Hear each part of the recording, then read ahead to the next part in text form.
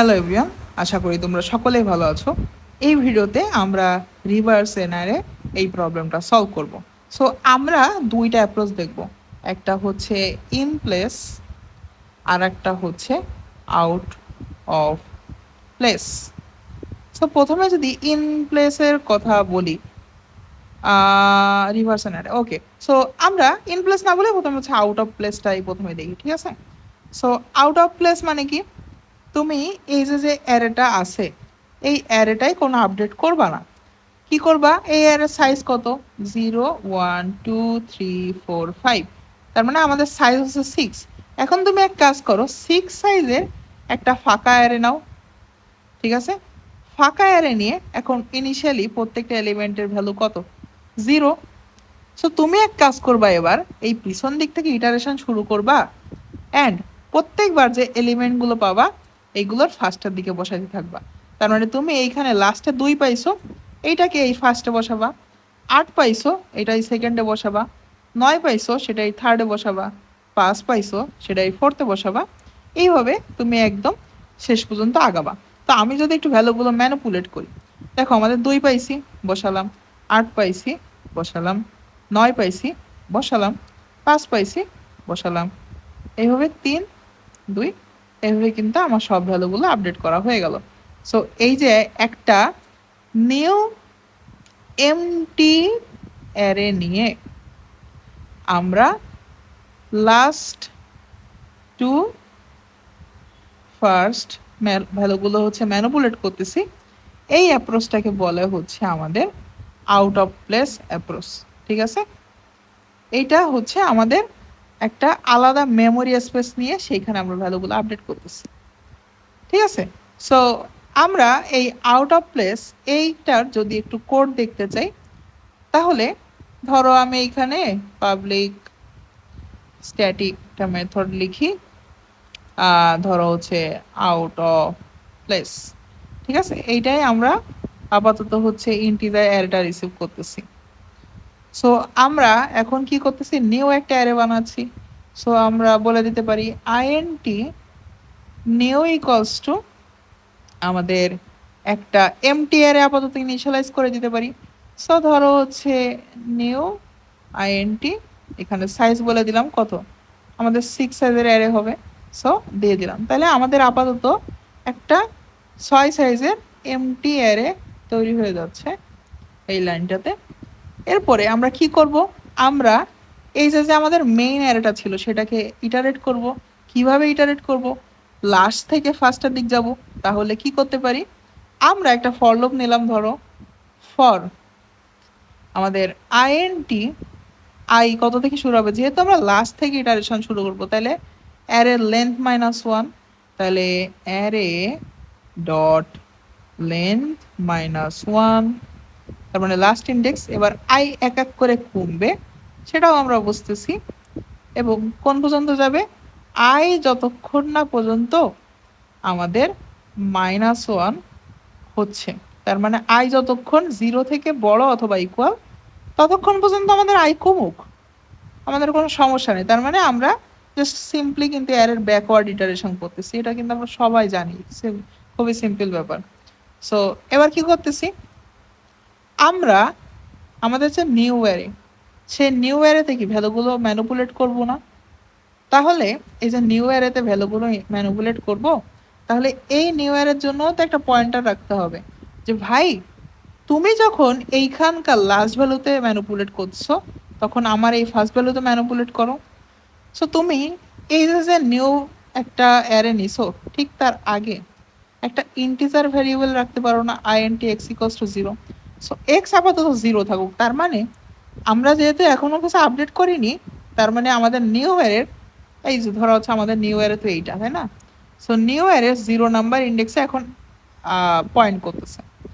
So আমরা এখন এইটা বলে দিতে পারি না যে আমাদের নিউ অ্যারের এক্সতম ইন্ডেক্সে আমাদের যে ওল্ড অ্যারে ছিল তার আইতম ইন্ডেক্সে ভ্যালুটা দিয়ে দাও। তার মানে এখানে বেসিক্যালি কি লিখতেছি, নিউ অ্যারে 0 নাম্বার ইন্ডেক্সে আমাদের যে ওল্ড অ্যারে ছিল তার 5 নাম্বার ইন্ডেক্স মানে লাস্ট এলিমেন্টটা দিয়ে দাও। আচ্ছা, বুঝলাম। এখন আমাদের এইখানে তো আই এর ভ্যালু এক এক করে কমতেছে, বাট এই আই এর ভ্যালুটা কি এক এক করে বাড়াতে হবে না? তার মানে তুমি যখন 0 নাম্বার ইন্ডেক্সটার ভ্যালু আপডেট করে দিছো 2 দিয়ে, তাহলে কি তোমার এখন পয়েন্টারটা এইখানে ছিল সেইখান থেকে এখানে নিয়ে যেতে হবে না? সো সেটা করার জন্য কি করতে হবে, এক্স এর যে ভ্যালু ছিল সেটা কি এক করে বাড়াইতে হবে। তো এর পরের লাইনেই আমরা এক্স এক এক করে বাড়িয়ে দিব। সো আমরা যদি জাস্ট এইটুক কোড করি তাহলে আমরা আউট অফ প্লেস একটা অ্যারে কিভাবে রিভার্স করতে হয় সেই জিনিসটা বুঝতে পারলাম। ওকে, এবার যদি ইন প্লেস এই জিনিসটা আমরা করতে চাই, যে আমরা ইন প্লেস মানে এই যে যে অ্যারে আছে আমাদের, যে ইউজার থেকে অ্যারেটা নিছি সেই অ্যারের ভেতরেই আমরা রিপ্লেস করে দিতে চাচ্ছি, তাহলে আমরা কি করতে পারি? সো আমি এই পাশে যদি অ্যারেটা আবার একটু আঁকাই নি তোমাদেরকে বোঝানোর সুবিধার্থে, 2 3 5 9 8 2, এইটা আমাদের সেই অ্যারেটা। সো এখন দেখো তো, এই 2 কে আমি এখানে পাঠাই দিব এবং এই 2 কে আমি এখানে পাঠাই দিব।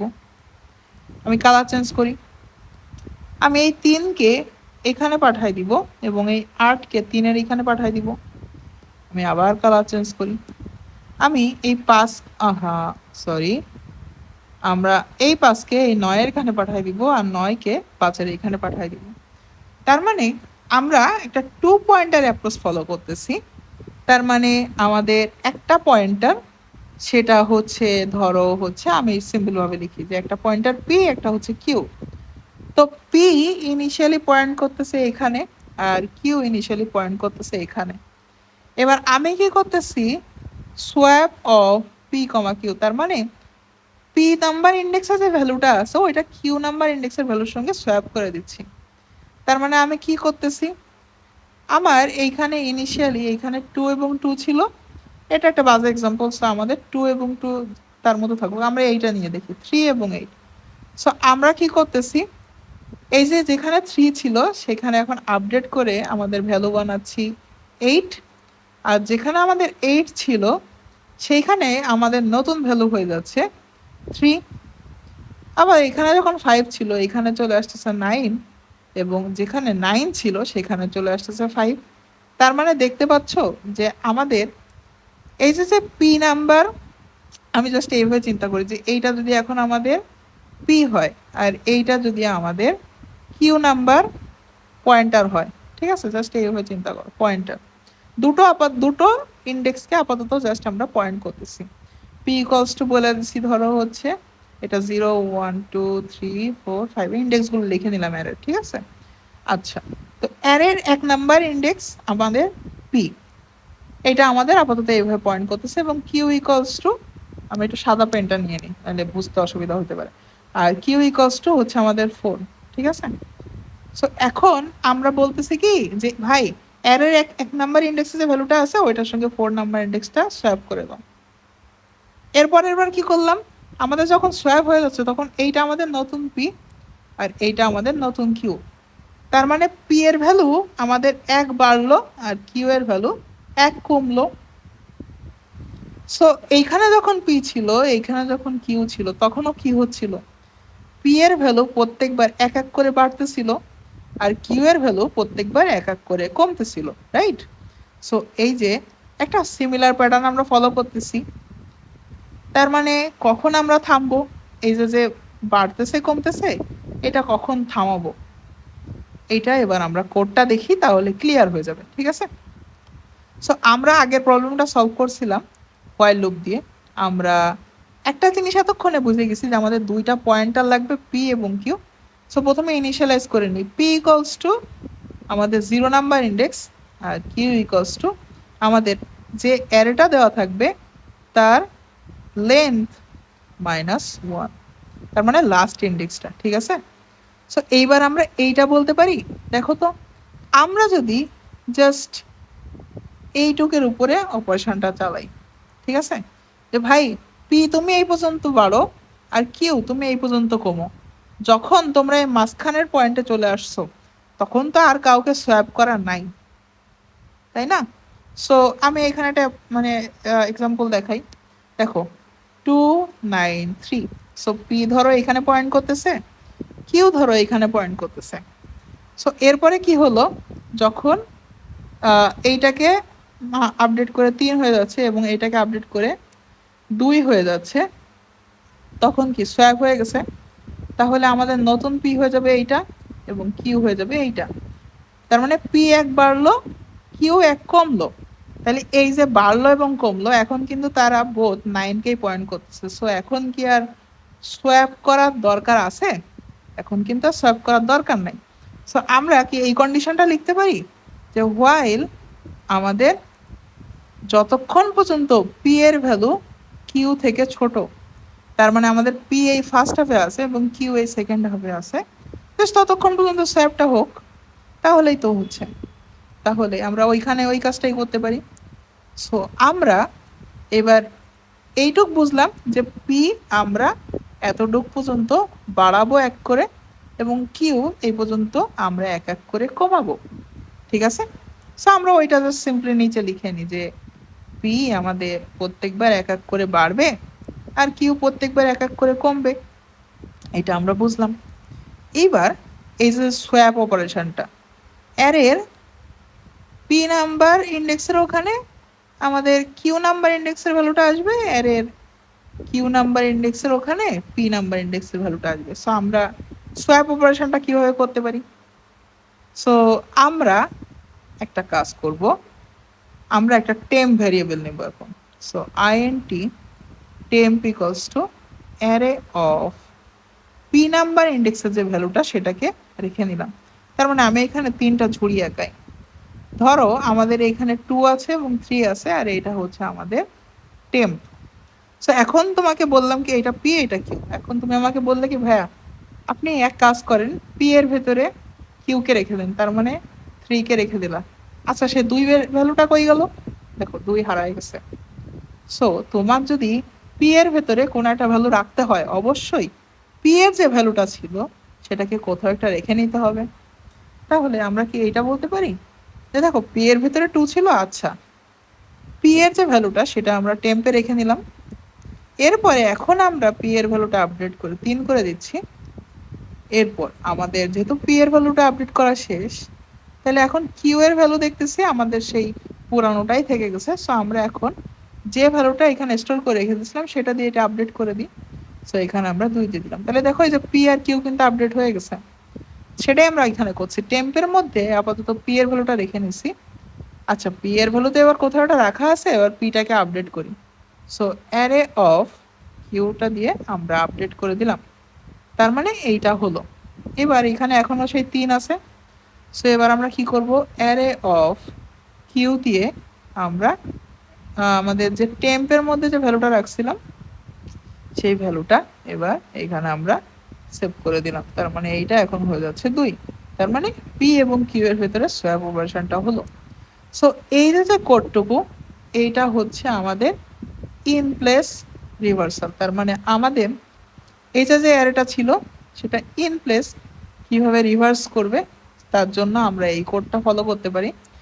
এবং আমাদের আউট অফ প্লেস অর্থাৎ আমাদের যদি একটা আলাদা মেমোরি স্পেস নিয়ে আমাদের একটা রিভার্স অপারেশন করতে হয়, সেটাও আমরা চাইলে করতে পারি।